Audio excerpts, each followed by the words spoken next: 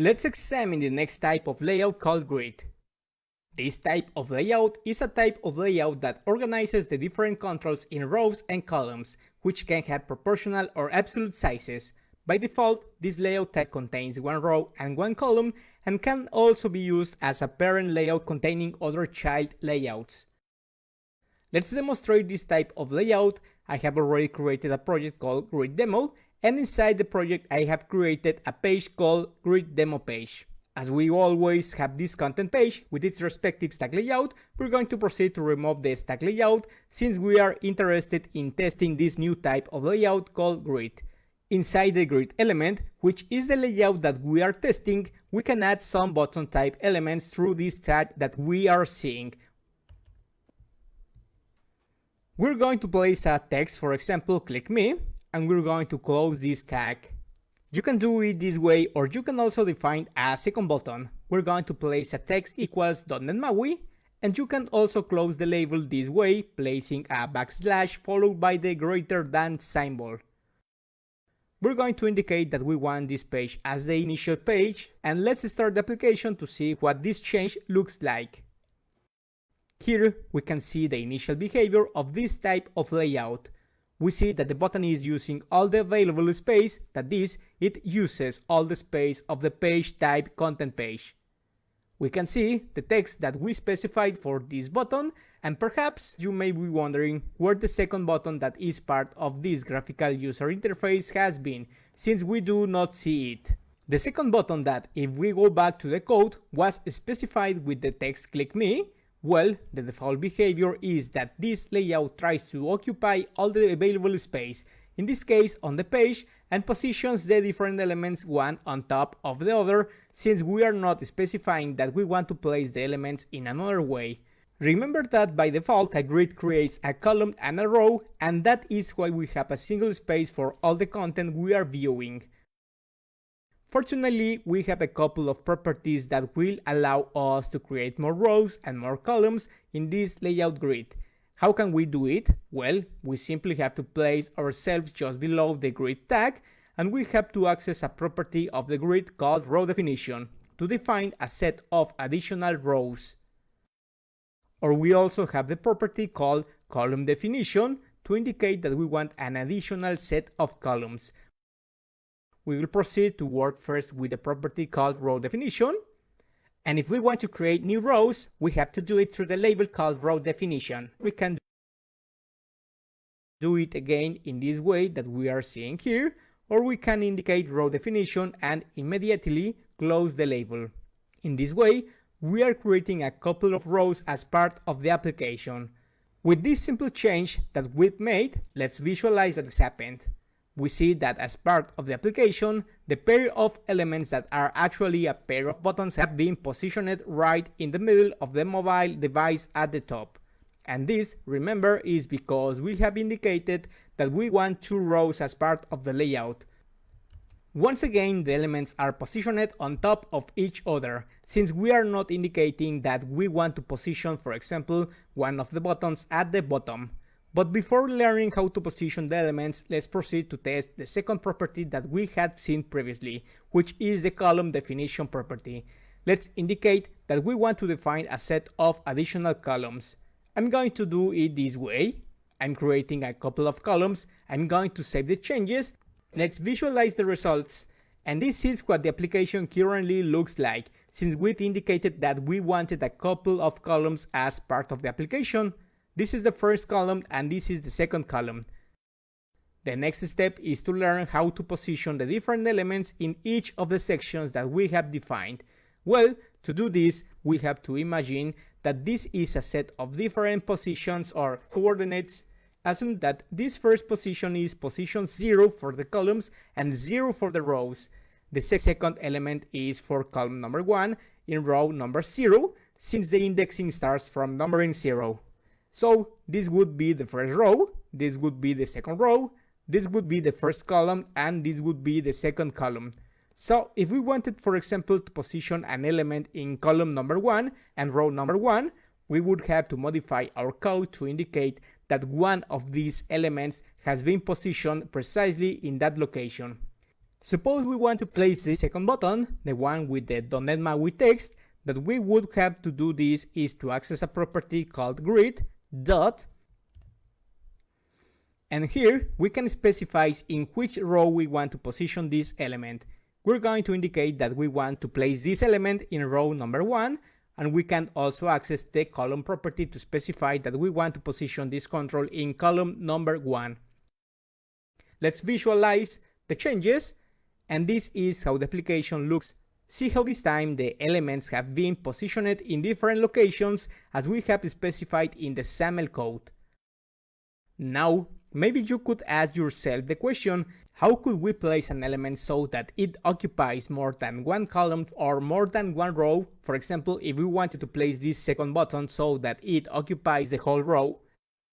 Well, to perform this action, what we would have to do is to access a property that is also part of the layout, which we can access through grid dot, and we have this pair of properties called column span and row span, which allow us to specify how many spaces we want to occupy a control. So, for example, if we wanted to use 2 of the columns, we would have to indicate column span equal to 2, and with this change, it seems that nothing has happened. And it is that here we must consider that we have started the numbering from column number 1. Remember that as part of the XAML code, we indicated that we wanted to position the element in column number 1, but here the correct thing would be to indicate that we want to position the element in the initial column from which we're going to start taking each of the columns. So let's indicate that we want to start in column 0 and that we want to take 2 columns.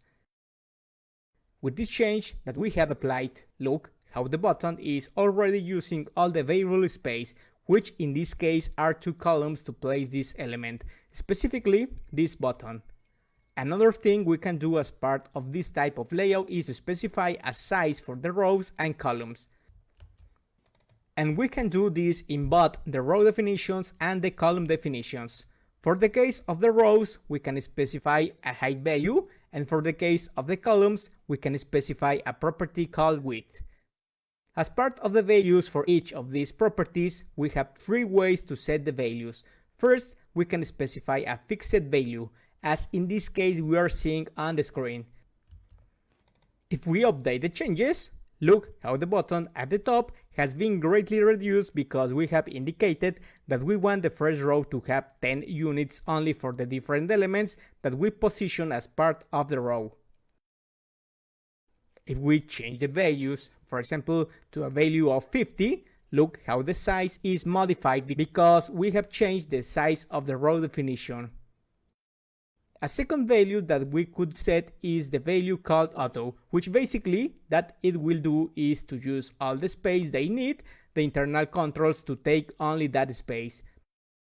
In this specific case, if we look at the preview, we see that the button is using only the space it needs for the default size of the button. If we go back as XAML code and proceed to change, for example, the size of the button through the property called height request, we will indicate that, for example, we want to use 200 units for this button. If we return to the preview, look how the space that is using this row is larger because, as I indicated earlier, we have specified that the height of this row will be equal to auto. It will take the space needed to fit each of the controls that are part of this row definition. Finally, we can use an additional value that is the start value. And basically, when we use this value, what we are indicating is that we want to use all the available space. If we visualize the changes, notice what is happening visually. Although this control is using only 200 units, which were the ones we specified in the XAML code, the size of this row is exactly 50% of all the available space. That is, using this start value is the same as if we had not assigned any value as part of the XAML code, since it is distributing the space between this pair of rows. The space will be distributed among the number of rows or columns that we define. But this is not the only use of that start type that we have assigned above. We can also specify what percentage we want each of the rows to use. For this demonstration, I'm going to indicate that I want to specify a height for the second row definition. I'm going to place the star symbol once again. And what I usually do is specify a value between 0 and 1 to specify the percentage between each of the row definitions. For example, if we wanted the first row to be 40% height and the second row to be 60% height, I would specify .4 star for the first row definition and .6 star for the second row definition. With this change, look how the second button is using 60% of the available amount of space. I can continue to make some modifications for further testing. For example, if we wanted the first row to use only 20% and the second row 80%, we see how the space available for the button is less than we had previously specified. This is a very simple and very convenient way to specify how much space you want each of the rows to use. And another great advantage of this is that since we are using percentages, it will not matter the type of device we use, since each of the rows and columns will be distributed evenly. Exactly what we have seen with this row definition section, we can apply with the column definition section. Finally, there is a simplified way to perform this definition that we have indicated in this section that we see here. To demonstrate it, I'm going to comment this code. The way to do it is inside the grid tag, specifying each of the properties. For example, if we want to define a set of rows, we have to specify the row definition property, and inside place each one of the values, in this case of height. For example, if we wanted to replicate what we did at the bottom, we would have to indicate 2 star followed by a comma, .8 star, and in this way we would be doing exactly what we did in this section that I am highlighting. We can do this same thing for the columns. Suppose we want to define a first column that has 10 units of space and a second column with the remaining space available. In this way, we would already be replicating the row and column layout that we had done before.